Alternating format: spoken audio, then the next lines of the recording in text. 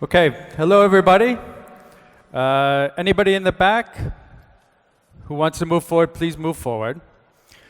I'm going to spend about 15 minutes, and I want to engage you in a short presentation and then open up for questions. And I'm here really to talk to people about the future. And a lot of people right now are looking for money, but I'm not going to talk about the angel round, I'm going to talk about the Series A round. And if you think about, okay, where am I going to be in 3-4 years, you just really don't want to fuck anything up, right? I mean, that's the bottom line. What right now could I fuck up really badly? So I'm here to maybe give you a few tips about things that you should avoid and things that you might want to do in order to make sure that when you do get to your Series A, you have a big success. Okay.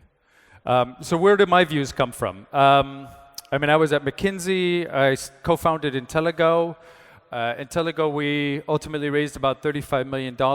We went through friends and family. We went through a Series A. We brought in a strategic investor. Ultimately, we fucked up the strategic investor because when they had problems in Germany, they forced us to sell. So Inteligo has 3.5 million clients.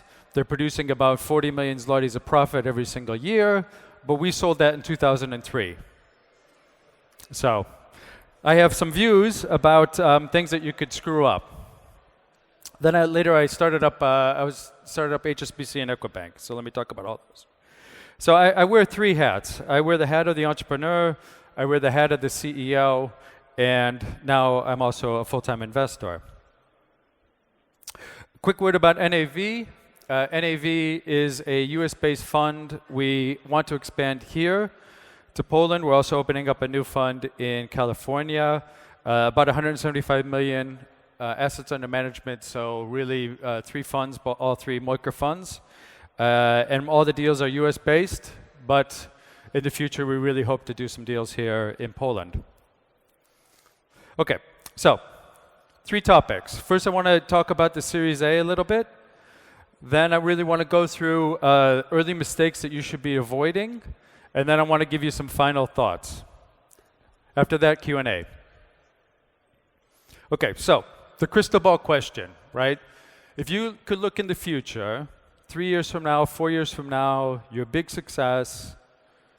Maybe you're not a big success. You think back to this moment in time, what would you do differently right now? Could you answer that question today? The problem that you have is that the future is changing.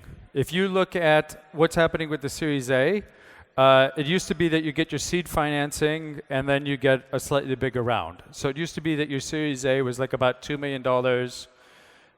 Today, the Series A is more in the range of about $4 to $6 million. It's much, much more serious. In fact, it's so serious that TechCrunch calls the Series A the new Series B.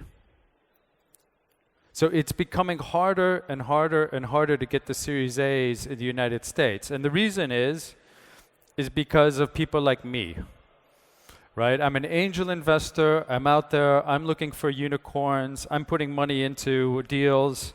I'm writing checks. You now have more than 200 micro VCs in the United States. The average deal for angels is about $1.2 million.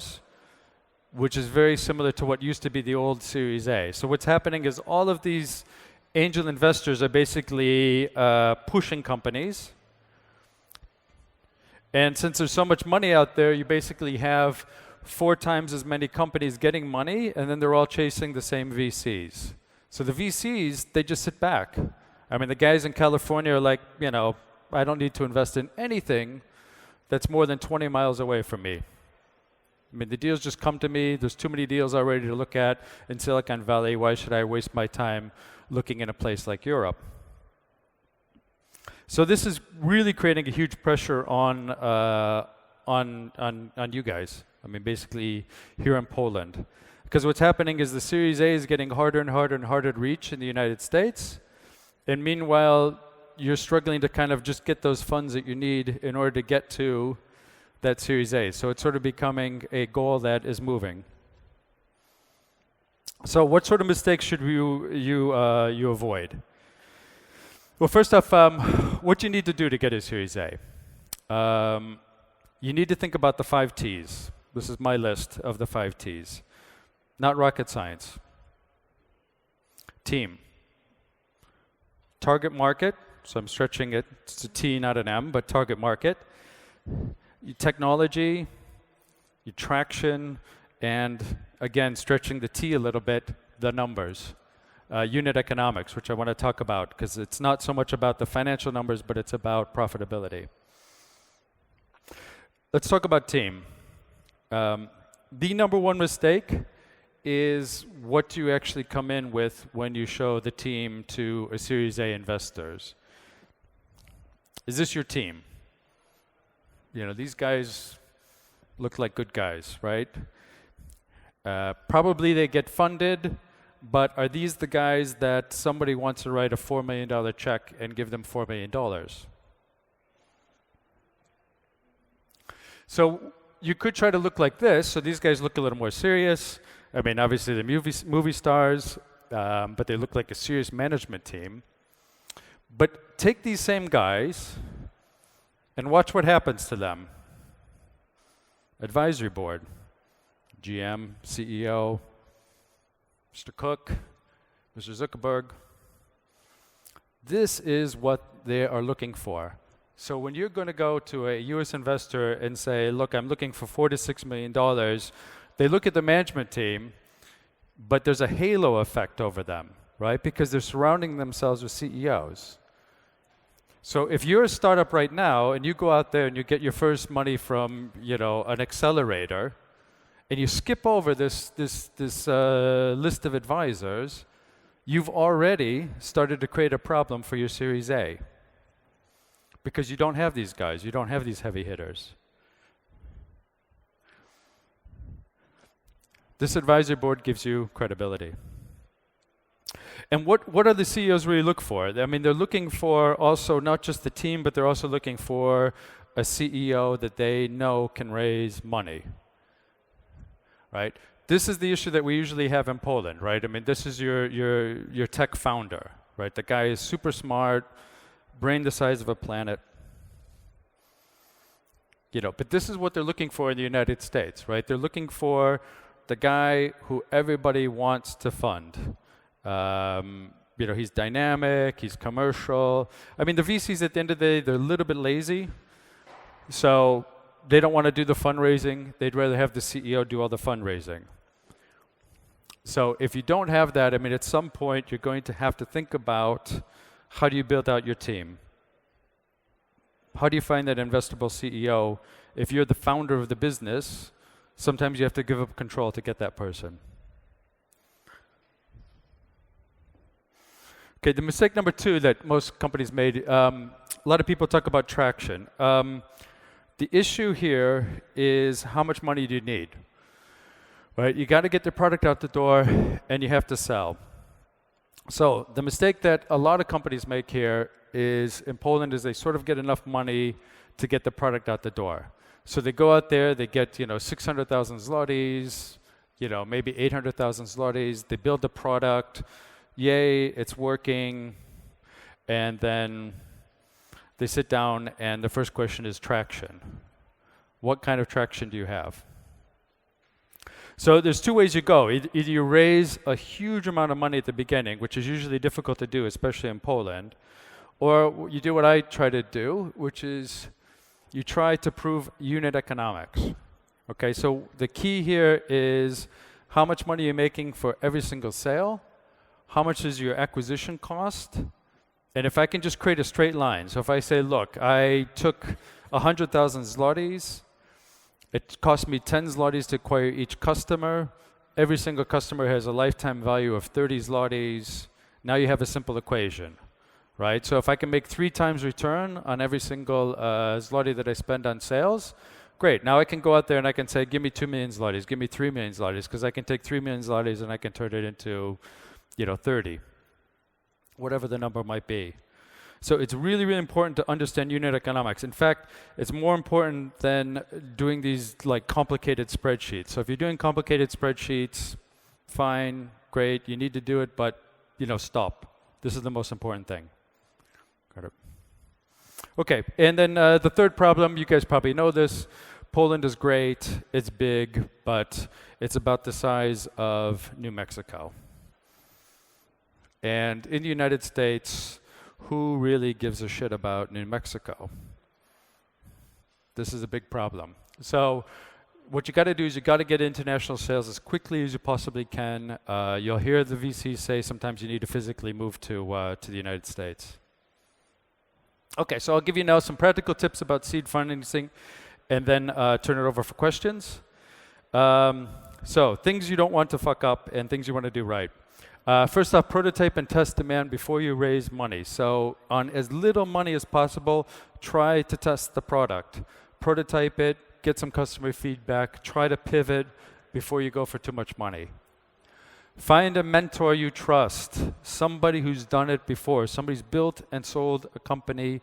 Please do this. It's so important. Don't expect an accelerator to be your full-time mentor. Accelerators can help, yes, but you have to remember you're on your own.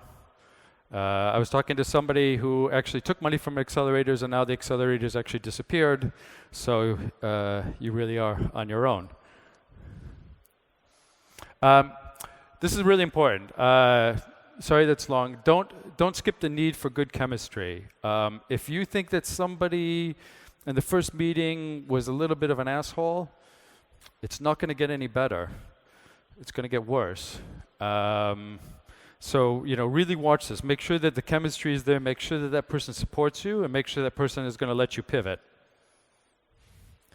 Okay, and then just relax. I mean, the U.S. investors are always going to irritate you. They're always going to tell you that we only invest within 30 miles of our office. So honestly, go to the U.K. I've got one business now. We're setting up the company in the U.K. Right now, it's super easy to get crowdfunding in the U.K. There's tax benefits there.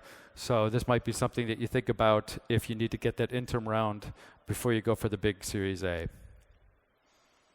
Okay. So closing thoughts. You can recover from a lot of mistakes. You can recover from bad pitches.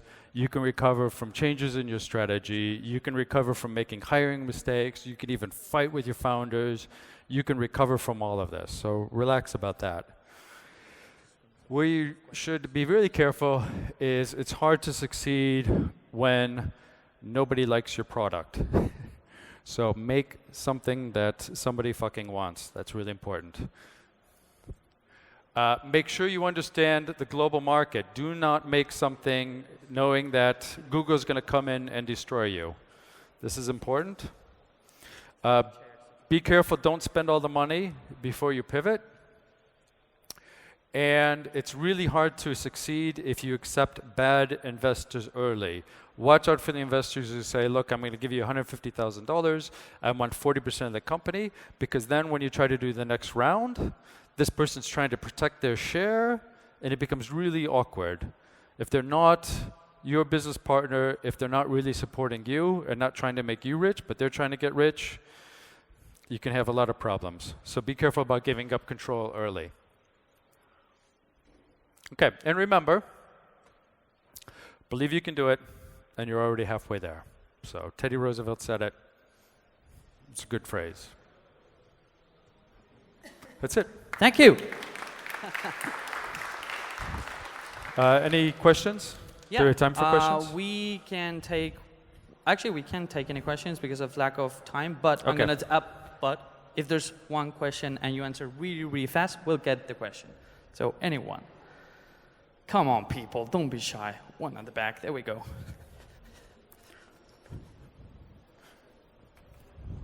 Why do you want to invest in Poland? Whoa, that's a good one. Yeah, well, there's a couple of reasons why. Why do you want to invest in New Mexico? Yeah, well, there's a couple of reasons why. I mean, what I really like about Poland is two things. One is that you tend to have, when you do technology, you do deeper technology, right? So it's not always just, oh, it's a nice little sexy app. There's usually a little bit more to it. There's usually stronger IP rights. The other thing that's really powerful is that, to be perfectly honest, you can stretch your money farther here. So, if I make an investment in Poland, I can let that company run longer and run farther than if they were in the United States. So if you want to see the increasing ratchets, this is a good spot to invest. But you have to make sure you invest enough. If you invest too little, it's like a rocket you shoot into space, and then the gravity takes you down. So you have to make sure you invest enough to get the rocket into orbit. Okay, Anything another else? very quick question. No one? Okay. Really? Well, okay, David, thank you very Okay, much. thank you. Big pleasure. Big round of applause.